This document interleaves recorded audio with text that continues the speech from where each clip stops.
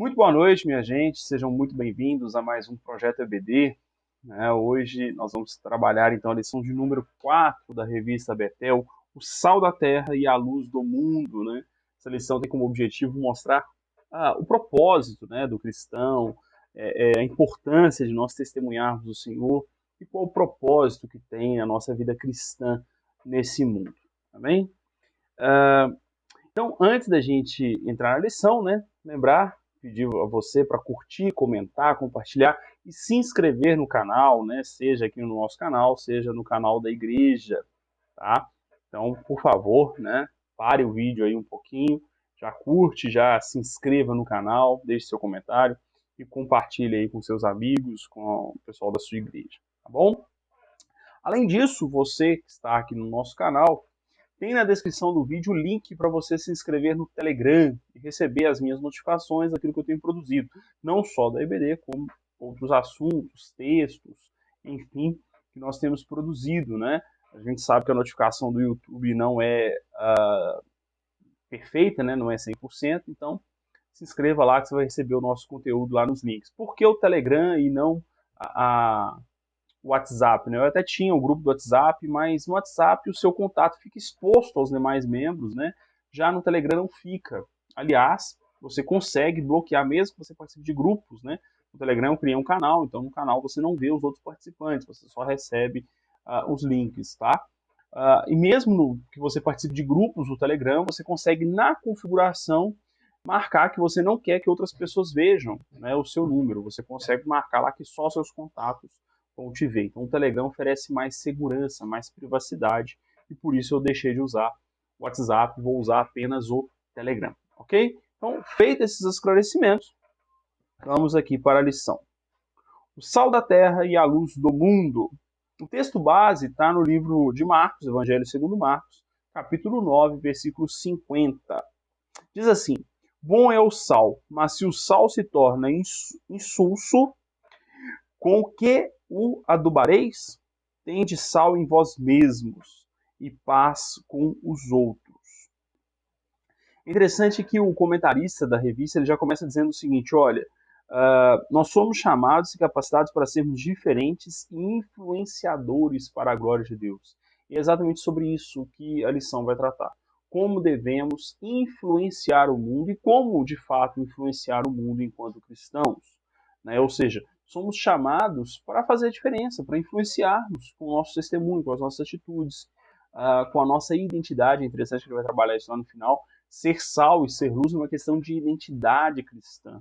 Então, se eu sou realmente cristão, eu faço com que a glória, com que a bênção do Senhor brilhe em minha vida. Eu tenho uma identidade cristã, eu tenho uma identidade com o Senhor e isso transborda nas minhas atitudes. Muito bem.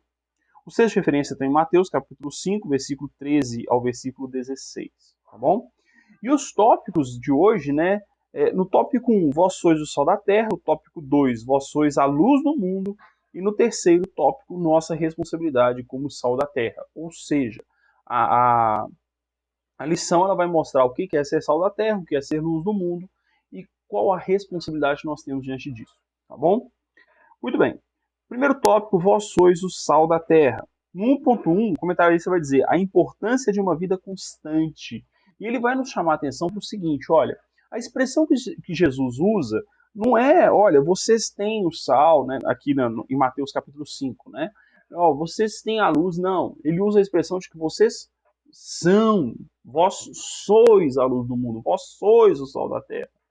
Ou seja, ele chama a atenção aqui que Jesus está falando, olha, vocês precisam ser constantes. É uma questão de ser e não de estar. É uma questão daquilo que você é. Ou seja, aquele que é alcançado, que é transformado, e ele faz o link com as bem-aventuranças, é uma questão do nosso caráter. Então precisamos ser constantes. É aquilo que nós somos, é uma transformação contínua, é uma vida perante o Senhor, Não é algo de momento, tá? Portanto, ser como sal é ter influência, entenderam? Então, onde o sal está presente, ele dá sabor, ele conserva. Então, precisamos ser essa influência, E por fim ele diz, olha, ser luz é manifestar ao mundo e impactá-lo com as boas obras, de tal maneira que Deus seja glorificado. Eu só faria uma observação aqui com uma ressalva, um certo cuidado. A gente fala assim, o mundo, né? Então eu tenho que ter uma visibilidade gigantesca. Não. O Senhor nos chama para servirmos a Ele naquilo que é ordinário, né? Naquilo que é simples, naquilo que é cotidiano, como pai, como mãe, como filho, como marido, como esposa, no trabalho, na escola. É dessa forma que precisamos que a nossa luz brilhe, com uma identidade cristã, com uma postura cristã diante até do debate público. Né? Então, naquilo que Deus te chamou, naquilo que é a sua vocação, talvez sua vocação seja para ser um professor, seja para ser um servidor público, seja para ser um empreendedor, nisso você vai mostrar a presença de Deus na sua vida, ok? Então você não faz a sua luz brilhar só quando você tem uma visibilidade, tem uma certa fama, tem uma certa, enfim, qualquer coisa desse tipo, tá? É no ordinário, é no dia a dia, na sua família, né? Ser um bom pai, você está servindo a Deus tanto quanto aquele que está no púlpito pregando. É isso que a gente precisa entender. E talvez nos falte isso, né? Você criar bem seus filhos, ensinar a palavra de Deus na sua casa. Você está servindo a Deus tanto quanto aquele que está no púlpito pregando, tá? E talvez nos falte um pouco dessa percepção, tá? 1.2. O poder relevante do sal.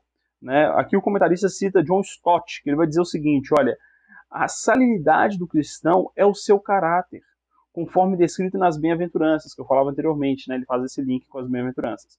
É um discipulado cristão verdadeiro, visível em atos e palavras. Ou seja, ser o sol da terra é o seu próprio caráter. Né? As bem-aventuranças falam daquilo que somos a partir da conversão, daquilo que o Espírito Santo nos torna. Né? E aí, nós somos agora esse sal, porque o Senhor nos coloca como como testemunhas dele naquilo que ele fez conosco, né? Ou seja, nós apresentamos aquilo que Deus está fazendo nas nossas vidas. E ainda o comentarista diz assim, olha, nesse caso, o sal nunca cura a corrupção, ele previne. Por quê? Porque ele vai dizer o seguinte, olha, o sal, ele não é em si um antisséptico, ele não mata bactérias, ele impede o proliferamento, né? Ou seja, ele impede que aquilo cresça. Então, se uma carne, ele vai dar esse exemplo, né? Se uma carne está contaminada e aí você a salga, ele não vai eliminar a bactéria de imediato, né? Como seria com algum outro antisséptico, né? Ele não vai matar a bactéria, ele vai impedir que ela se propague, então ela vai morrer sozinha, ela não vai conseguir se reproduzir, ela vai morrer com o tempo. Então ele não mata de imediato, ele impede que aquilo se alastre. E assim tem que ser a postura cristã. Né? Nós, como cristãos, sendo o sal da terra, a gente não vai eliminar a corrupção do mundo, a gente não vai transformar o mundo num lugar perfeito, mas nós vamos impedir que essa corrupção atinja nossos lares. Né? O Espírito Santo em nós, né, melhor dizendo, vai impedir, né, que essa corrupção se alastre dentro das igrejas, em nossas vidas, em nossos lares e assim por diante. Né? Então é um freio, né, a corrupção do mundo, é um freio à própria condição pecaminosa que nós vivemos. Né? Então o testemunho do servo de Deus precisa ser, de alguma maneira, esse empecilho à expansão do pecado. Ok? 1.3. O sal que provoca sede. E aqui é uma reflexão extraordinária que o comentarista traz. Será que nossa vida está atraindo as pessoas para virem a Cristo ou expulsando-as? Né? Será que a minha vida realmente faz, poxa, eu quero conhecer esse Jesus, eu quero viver esses valores, eu quero entender essa palavra como você entende, eu quero ver a realidade como você vê. Né? E talvez isso também nos falte, né? A percepção de que a Bíblia ela não é um conjunto de regras, né, apenas, tá? Ela é, na verdade, uma visão de mundo, uma explicação da realidade, uma apresentação da realidade. Né? Quando o texto bíblico diz que pequeis por não conhecer as Escrituras, eu meditava nisso hoje pela manhã, após ler a lição,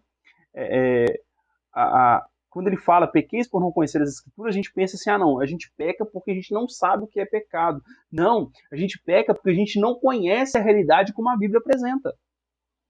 E aí, quando eu não conheço a realidade como a Bíblia apresenta, a minha visão de mundo vai ser moldada pelos valores terrenos. Aí eu estou pecando, né? Porque quando eu conheço a visão de mundo, quando eu conheço a apresentação que a Bíblia faz da realidade das coisas, eu entendo o porquê, eu entendo a lógica, eu entendo a razão daquilo, né? Eu entendo por que Deus proíbe certas coisas. Entenderam? né? Por exemplo, o adultério, né? A homoafetividade. Deus não está dizendo que isso é feio, não. Isso está na ordem que Deus estabeleceu na criação, sabe? Não é a conduta, não é a ordem criacional que Deus estabeleceu. E eu entendo que eu preciso me curvar a essa ordem criacional. Eu entendo que as leis da natureza são leis de Deus, né? As leis da física, da química, são leis de Deus. E eu preciso me curvar a elas, por amor ao Criador de todas as coisas, aquele que me criou. Né? Não é uma questão de relativismo, não é uma questão de moralidade, não, é uma questão de lógica. É uma questão daquele Deus que apresenta todas as coisas. E eu entendo por que aquilo é pecaminoso, porque aquilo fere o que Deus estabeleceu. Então, mesmo que o meu desejo seja ferir aquilo que Deus estabeleceu, eu não vou ferir, porque eu me submeto ao Deus que me criou e que me amou primeiro. Né? E essa percepção é que nos falta, sabe? Então, será que a minha pregação é só de ditar regras ou é de apresentar esse Deus maravilhoso que estabeleceu normas universais e que o pecado é a rebelião contra esse Deus e contra aquilo que ele estabeleceu? Né? Talvez o grande problema seja esse. Eu até estava ouvindo uma reflexão do pastor Rodrigo Mocelin, que ele falava: por que jovens estão se distanciando? E um dos motivos que ele levanta, não é o único, tá? Um dos motivos que ele levanta são regras que não têm lógica. Né? Pessoas que pregam apenas regras e regras e regras e regras. Oh, faz isso, faz aquilo, não faz isso, não faz aquilo. E só regras. E não ensina quem é o Cristo, quem é o Senhor. Quando a gente entende quem é Jesus, quando a gente entende o que é a palavra de Deus, o que é a realidade apresentada pelo Deus que criou a realidade, aí sim, os mandamentos fazem todo sentido, a palavra de Deus faz todo sentido, não porque é uma regra imposta por um grupo, né? E na maioria das vezes, o que nós estamos vendo, principalmente no Brasil, né, não dá para eu falar de outros países, é que as igrejas são clubes que ditam regras, muitas vezes, né? São clubes que têm ali o seu estatuto, né, o seu regimento. E só isso, a Bíblia se torna um regimento de um determinado grupo de pessoas, e não é isso, a Bíblia não é isso. A Bíblia é uma apresentação da realidade que Deus estabeleceu. E aí, quando eu entendo isso, eu me submeto ao Deus Todo-Poderoso e eu entendo por que ele estabeleceu aquelas leis, aquelas normas, aqueles mandamentos. Amém? Ele continua dizendo assim, ó, ele, o mundo, está intoxicado de valores errados e insípido dos valores eternos. Valores, olha a expressão do comentarista, eu achei que ele foi muito feliz nisso aqui. Valores. Né? O que são valores? Valores é aquilo que fundamenta as coisas, é aquilo que é, digamos, a substância, né? Que é a essência da norma. Então, se eu tenho uma proibição, uma permissão, um mandamento, ele reflete um valor. E os valores bíblicos são exatamente o caráter de Deus. Né? Por que não matar? Porque Deus é o dono da vida e eu não tenho autoridade de dizer que o outro vai viver ou morrer. Né? Por que não adulterar? Porque Deus estabeleceu a família. E eu não devo tratar isso como algo banal, porque eu estou desrespeitando o que Deus estabeleceu. Né? Que mais? Sei lá, né? Vários exemplos aí, né? Por que não cobiçar? Porque eu preciso viver com aquilo que Deus tem me dado. A cobiça humana, ela é por si pecaminosa, porque o meu coração é enganoso, o pecado habita em mim. Então a minha cobiça será pecaminosa.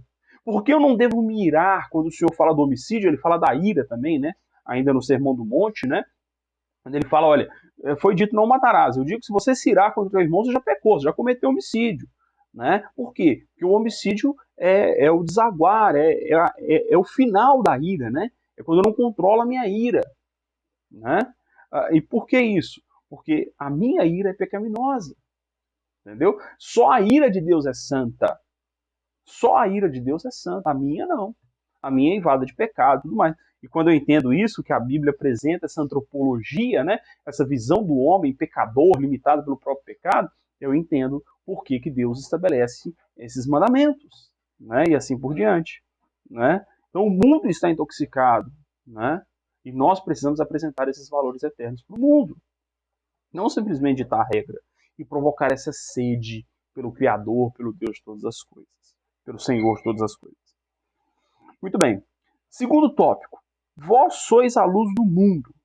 2.1. A luz deve brilhar. O comentarista diz assim: brilhar faz parte da natureza da luz. É para isso que ela existe.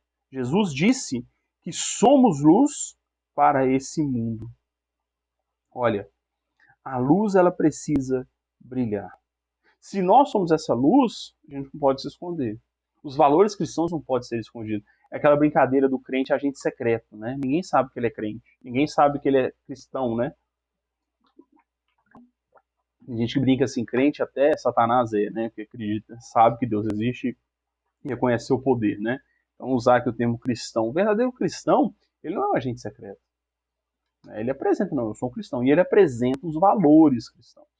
Né? Então, brilhar aqui não é simplesmente dizer, não é nominal, né? É ter uma vida de acordo com o que a Bíblia ensina. Isso é o brilhar. Né? E também não é ser aquele cristão legalista ou permissivo, né? É anunciar o que é a palavra de Deus, é anunciar o que é a apresentação de Deus na Bíblia. Né? É um cristão que brilha a partir das Escrituras, né? Por ser moldado pelas Escrituras. 2.2. Não se pode esconder uma luz. A instrução divina é que possamos reluzir e se fazer conhecidos em todos os segmentos, pois quando restringimos a dimensão da nossa vida espiritual somente aos limites dos cultos ou dos nossos lares, estamos escondendo o que deveria ser amplamente apresentado. De novo, é o que eu falava anteriormente. Precisamos viver a palavra de Deus em todos os aspectos da nossa vida. Né? Não podemos restringir a religião, o cristianismo, aos nossos lares e às igrejas. Esse é o grande erro do cristianismo ao longo da história. Permitir que a fé fosse empurrada para a particularidade. Né? Após a Idade Média, com o início da modernidade, né? O que marca, na verdade, a modernidade nem é uma questão temporal, é uma questão de visão de mundo. Né? É uma condição que a fé ela é jogada para escanteio, né, e agora é razão, é humanismo. Né? Essa é a marca da modernidade. Né? E nós não podemos aceitar essas coisas. Né? A fé precisa ser vivida publicamente. Né? Uma fé vivida no particular não é cristianismo. Pode ser qualquer outra coisa, menos cristianismo. Tá? A fé verdadeira em Jesus, ela é vivida publicamente. Né? Todos sabem que você é cristão, todos percebem que você busca seguir a palavra de Deus.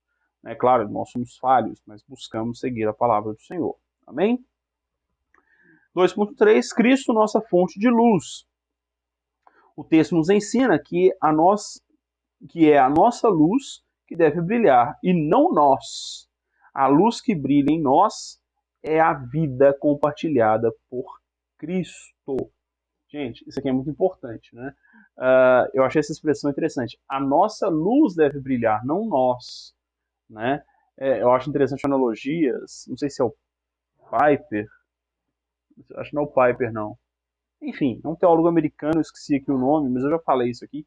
Eu acredito que esteja na aula do meu canal sobre a luz do mundo, né, que eu comento o Sermão do Monte, acho que sobre a luz do mundo deve ter lá esse nome, o nome do teólogo. Né? Mas é basicamente o seguinte, a luz do mundo, né, você acende uma lâmpada, ele usa essa analogia, você não fica olhando para a lâmpada, né? Acende a lâmpada aqui e fica olhando para a que lâmpada bonita. Não. Você acende uma lâmpada para que ela ilumine o ambiente e você perceba quem está ali. Né? E aí ele usa a analogia do ministério do palco e o ministério do holofote. Né? Qual que você está vivendo? Você está no palco ou você é o holofote que aponta para Cristo? Né?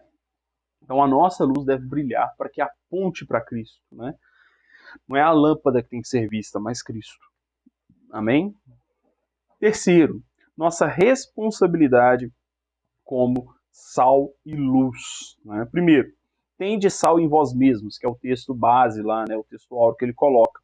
O comentarista diz assim, ter sal é permitir que o Espírito Santo e a palavra nos limpem e eliminem os elementos destrutivos que existem dentro de nós. Só um detalhe, não é eliminar, é impedir que cresça demais, né? Porque o pecado habita em nós, diz Paulo em Romanos capítulo 7. E como ele mesmo faz a analogia lá no começo, né, no 1.2, né, o sal ele não mata as bactérias, ele impede que ela cresça, né, e ela vai morrendo aos poucos. E é assim. né? O pecado habita em nós, mas a presença do Espírito Santo o restringe, o refreia, né? Sim, o pecado se manifesta em alguns momentos, mas primeiro, o pecado ao se manifestar, quando a gente tropeça, nos causa dor, né? Por quê? Porque você tem o Espírito Santo, você tem sal na sua vida, você tem o Senhor ali limitando o seu pecado, limitando a ação pecaminosa, a ação corrompida do seu ser, né? E ele nos faz um alerta o seguinte, olha, que honra existe em ensinar outros a fazerem o que nunca fazemos, ou que nunca fizemos, né? Ou seja, é impossível você ser um professor, um pregador, um servo, e apresentar aquilo que você não vive. Não tem jeito de você pregar aquilo que você não vive, né? Não tem esse negócio, né? O cristianismo é para ser vivido, não é uma teoria, ok? 3.2. Quem pratica a verdade vem para a luz. Né? Ele coloca assim, olha, que influência pode ter uma lamparina apagada na escuridão? Nenhuma. Né? Assim também é a vida de um cristão sem o brilho da graça divina em sua vida. O mundo está em trevas.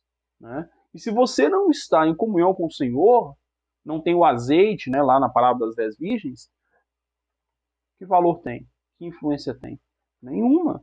Então, precisamos praticar a verdade, praticar a palavra de Deus. É o único jeito de estarmos em comunhão com o Senhor. Né? Ter o azeite de reserva é ter uma vida devocional constante. Eu ouvi uma reflexão, se não me engano, do Douglas Gonçalves, né, do canal Dizscope, e ele é pastor, né? Ele coloca assim, perguntaram para ele, pastor, a igreja já não me alimenta nem nada. E ele fez uma reflexão que eu achei extraordinária. Ele falou, olha, você tem que ir para a igreja para compartilhar, né? Se a igreja não está te alimentando, você precisa do seu arroz com feijão. E o seu arroz com feijão está no seu devocional, na sua comunhão diária com Deus, na sua leitura da palavra. É ali que você vai realmente alimentar. É óbvio, uma igreja precisa oferecer um alimento mais sólido. Não estou dizendo isso não estou tirando a responsabilidade da igreja não. Mas você como cristão precisa ter ali o seu relacionamento com Cristo diariamente, tá? Se você ficar só passando a responsabilidade para os outros, você não vai ter uma vida cristã saudável, tá? Então precisamos ter comunhão para que possamos brilhar, né? Para que a luz possa brilhar em nós. Amém? 3.3, sal e luz, uma perfeita combinação. Ele coloca assim, olha, o sal impede e interrompe a corrupção. E a luz, devemos compartilhar a verdade, mostrando o caminho de Deus aos perdidos. Ser sal e luz é uma questão apenas de identidade. É isso que Jesus disse que somos. É o que eu falava lá no começo, né, da identidade. O sal impede que a corrupção se propague, se alastre, né? E a luz, ela mostra a verdade. Ela apresenta a verdade em Cristo, né? Então é uma vida de santidade e de testemunho do Senhor. Amém? É interessante que eu não me lembro em qual tópico, né, eu deixei de marcar aqui, mas ele fala o seguinte, olha, o sal se dilui, se dissolve, e a luz se gasta.